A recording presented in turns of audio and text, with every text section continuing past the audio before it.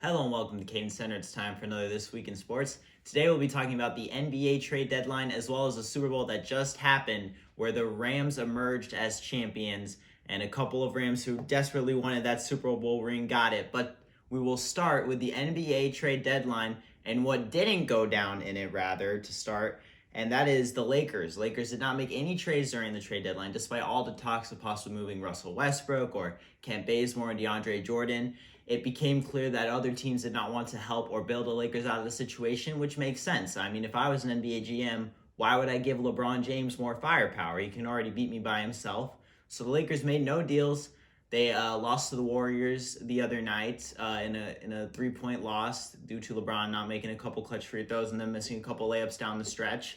But at least the role players did play good. They seem to have a renewed sense of energy, and that allowed them to stay in a game that I think they would have got blown out if it were before the deadline. So that's good. But now we move to trades that actually happened, and we will go in order of how they occurred. And the first big deal is the Clippers getting Norman Powell, Robert Covington for Eric Bledsoe, Justice Winslow, Keon Johnson, and a future second-round pick. Now for the Clippers, Norman Powell, who just got injured, it was announced today, he'll be out for an indefinite amount of time.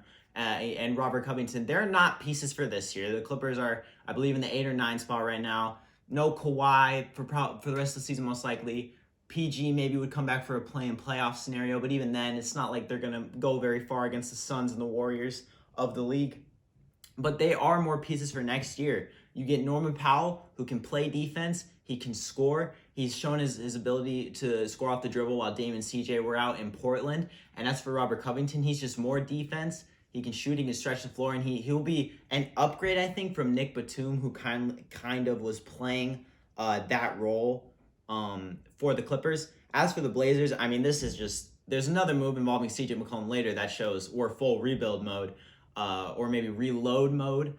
But this deal was the first sign of that. Obviously, getting Bledsoe, Winslow, Keon Johnson, none of those guys are going to do much for you. They're just your tank commanders. Obviously, Dame's injury has affected their goals, and they don't have any defense on that team, so they got what they could get sold, and that losing Powell and Rocco's contract will also allow for them to re-sign Anthony Simons when that time comes. And the next deal, like I just mentioned, is the Pelicans getting CJ McCollum, Larry Nance Jr., and Tony Snell for Josh Hart, Tomas Satoransky, Nickeil Alexander-Walker, a future first, and 2 second-round picks. The Pelicans, wow.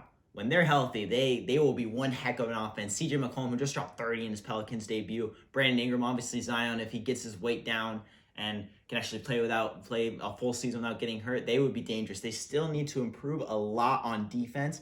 But, I mean, man, I think I've been saying this for years. CJ McCollum as a first option would be a legitimate all-star, consistent all-star, and just like top scorer in the league. Every year it seems Dame would go out early on with injury, and CJ would be averaging 25, and he'd be in these all-star talks, and Dame would come back and he'd come back down to earth. So now he'll get a full season next season being the number 1 option and playing alongside 2 other pretty good scorers, assuming Zion is healthy. So I am very excited, and I think the Pelicans team will be very fun to watch in the future. Moving on now to the next trade, a little less drama, if you will. The Jazz get, who I just mentioned, Nickeil Alexander-Walker, and Juancho Hernan-Gomez, and the Spurs get Tomas Satoransky, a future second, and the Blazers kind of ties into the previous deal. They get Joe Ingles, Elijah Hughes, and a second-round pick.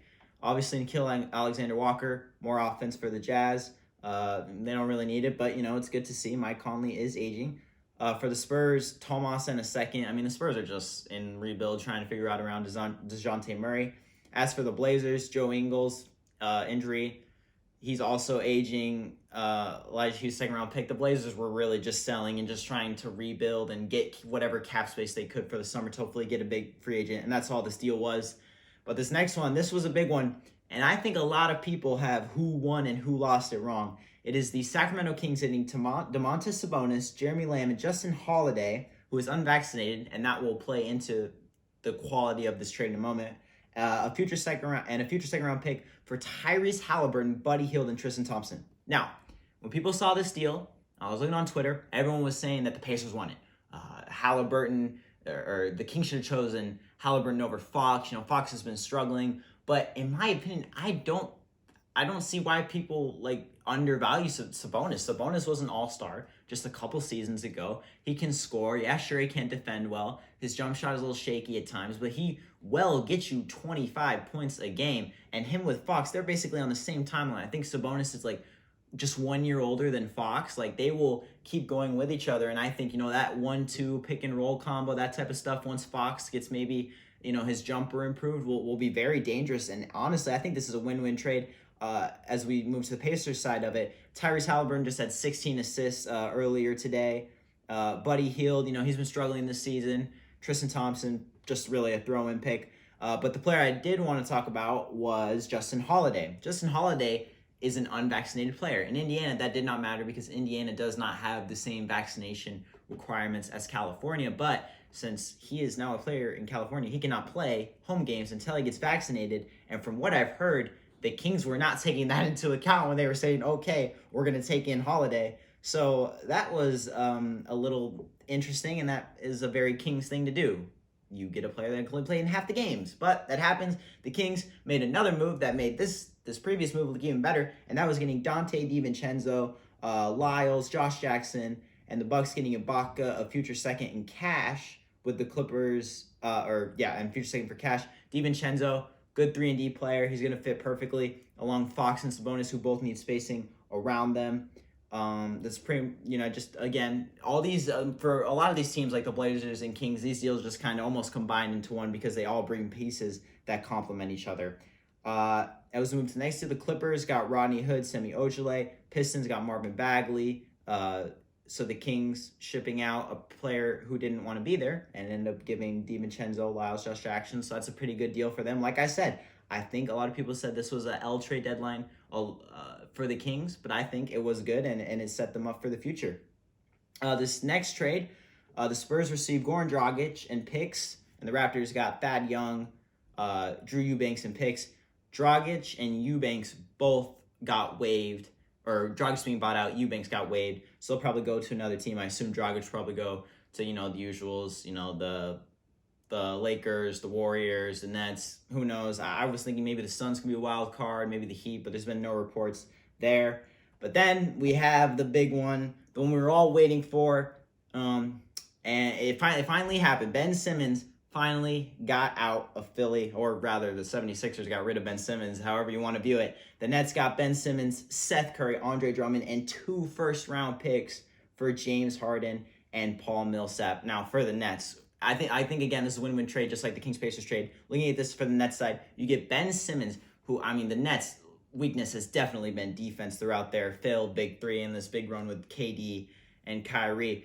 And Ben Simmons, 6'10", probably maybe the best defender in the league when he actually plays. Maybe not. It's up for debate, but he's definitely up there. Seth Curry is just more offensive firepower, and he may be a more reliant spot-up than Joe Harris, just because Seth Curry can't take people off the dribble, while Joe Harris is more limited. They get Andre Drummond, who will be very key because they have struggled ever since getting rid of Jaren Allen with their big man situation. Nicholas Claxton, he goes on and off. Aldridge is not really youthful enough to play center all the time. Neither is Blake, so Drummond being there will be huge. The 2 first-round picks, it looked like they were going to try to flip Claxton and those picks for Miles Turner, but they ended up did not. So they will hold those, and we'll see what they do with that. As for the 76ers, it's James Harden. It's James Harden, Joel Embiid. That's pretty scary. Obviously, they gave up some depth, but they kept Tyrese Maxey and they kept Matisse Thybulle, and those were 2 guys who I thought they would not get this deal done without throwing in. They also get Paul Millsap, who's aging, but who knows, as of now, he's their backup center, barring a buyout market purchase, so he's there. But Harden and Embiid, it's going to be a very scary duo, and I wouldn't be surprised if 76ers and Nets are a playoff matchup, and we get to see a revenge game for both of these guys. As we move on to our next deal, pretty much the rest of these are all role players. The Spurs got Jason Richardson, a first-round pick, and Romeo Langford, and the Celtics got Derek White, and Derek White is huge for the Celtics team because he is a much better shooter from the outside than Richardson. He can also supply defense. He had a couple nice plays today when the Celtics played the Hawks, so he is very key for a Celtics team that is surging, and that is a very good deal made by new executive Brad Stevens. As we move on, the Suns and Pacers dealing again. They dealt Torrey Craig for Jalen Smith and a pick. And I don't know why we're just giving the Suns more firepower, and they're already really 12-man rotation if they wanted to run one. Torrey Craig, 3-and-D, who was already with the Suns a couple years ago. They were like here, or last year actually. They're like here, take him back, I guess. Jalen Smith, I mean, definitely a prospect at best and a pick. Suns basically got Craig for free. Moving on to the next trade, we have Montrezl Harrell moving teams yet again. He goes to the Hornets, who have struggled to find a good center. No disrespect to Mason Plumlee, who's like the advanced stats like god. But they give Montrezl Harrell to supply some scoring along with LaMelo Ball, Bridges, all those guys.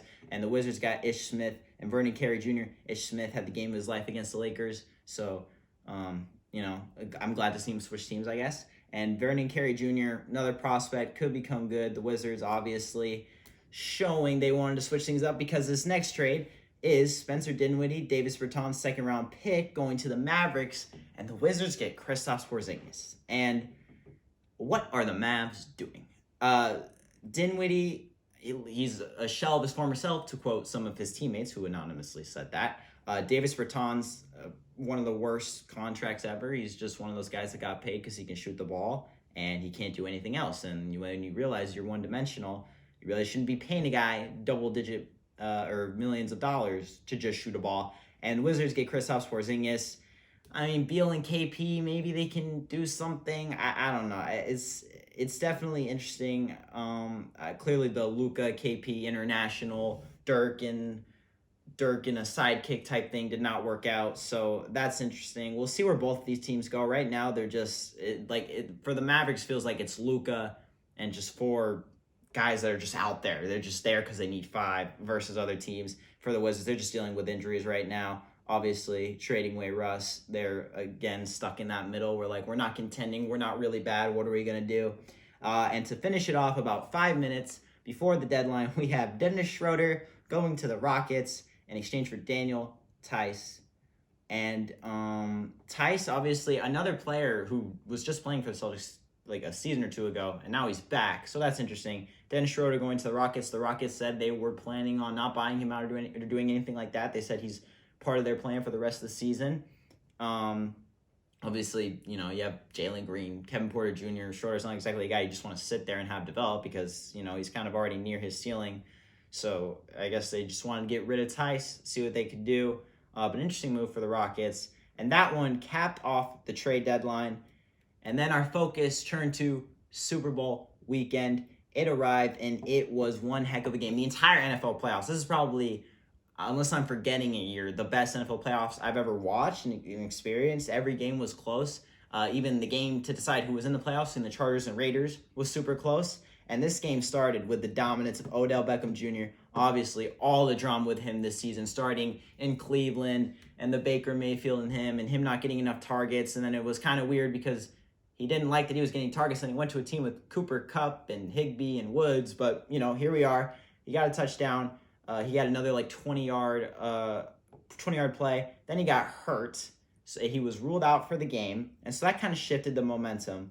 And we saw as the game went on, the Bengals offensive line started to collapse. Burrow got sacked, I think, for a Super Bowl record 7 or 8 times.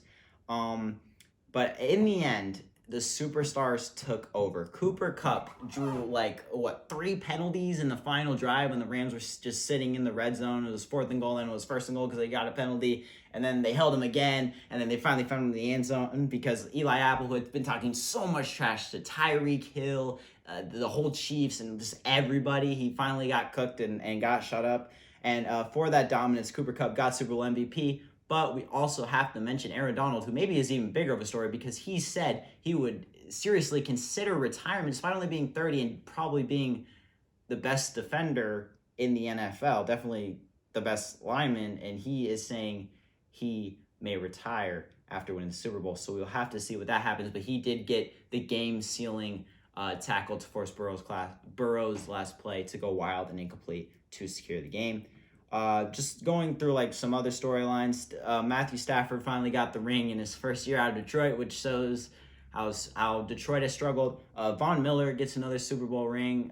Jalen Ramsey gets his ring. This Rams team was just stacked with veterans who were just looking for another ring, kind of like how we see in the NBA sometimes with these stacked teams. But this team actually worked out, and they got it done. As for the Bengals, I mean, you can't be disappointed. You were not expected to be here. You beat the Chiefs on a 15-point comeback. you almost have the Super Bowl against an absolutely stacked Rams team. Obviously, the offensive line needs to improve, but Joe Burrow, Jamar Chase, Higgins, this is probably the future of the NFL we're looking at right here. So there's nothing they should be upset about, and I bet Joe Burrow will be back. And lastly, for the Rams, the salary cap situation, buying in for this one ring almost, we'll see who they can resign. Odell Beckham Jr. said he would be welcome to coming back at a discounted price, although after that, whatever that surgery costs, I'm sure he may want a little bit more money. But that is how the NFL season ends, with the Rams champions, and hopefully the other LA team, who I prefer to root for more, the Chargers, will be close to the Super Bowl next year. But it was quite a season and an awesome playoff run, and now we will have to wait for next season. We'll see where free agents go. Obviously, guys like Aaron Rodgers, we don't know where he's going, Mike Williams, like I mentioned earlier, OBJ and Aaron Donald possibly retiring. We'll have to see what happens, but I'm looking forward to next season, seeing what happens. And yeah, we'll also see what happens with the NBA and how these new trades affect the league and who contends. So that is all for me, and I will see you next time.